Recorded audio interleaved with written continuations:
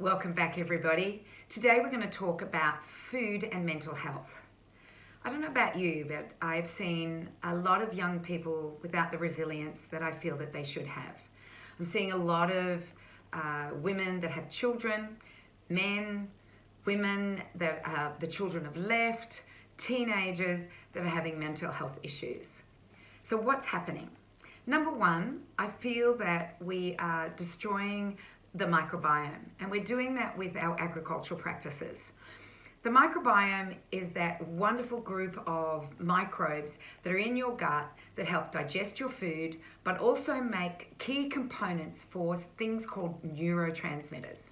Neurotransmitters mean the things that affect your nervous system. That's your brain, spinal cord, and everything else that goes out into your little fingers as far as the nervous system goes. So when we feed them the right foods, then they're going to make the right properties for us in order to make our neurotransmitters, and in order for something called our gut-brain axis to be working at where it's healthy for the brain as opposed to not healthy for the brain. When you go to a psychiatrist, it's very rare for them to say, "What are you eating?" But if you come to a nutritionist and you have anxiety or depression or obsessive compulsive disorder or any issues that to do with the brain, and as far as mental illness goes, I will want to know what you're eating.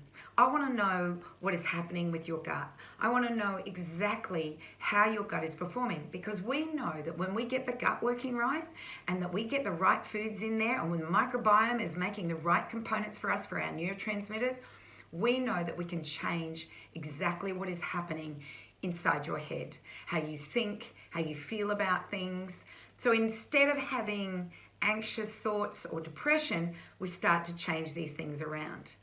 Now, I can only tell you an example of one, like I could probably tell you an example of many people, but one that is very close to me, and that is my daughter.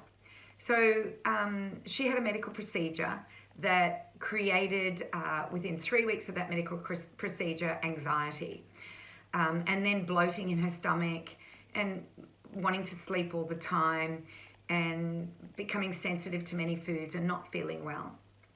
And we realized that what had happened during this medical procedure is that it had affected the gut. And so we worked on her gut.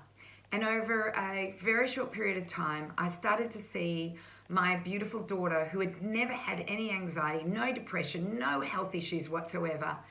I started to see her go from being depressed, anxious, and all of those other things to somebody who was beginning to love life again. And that's what we want to see.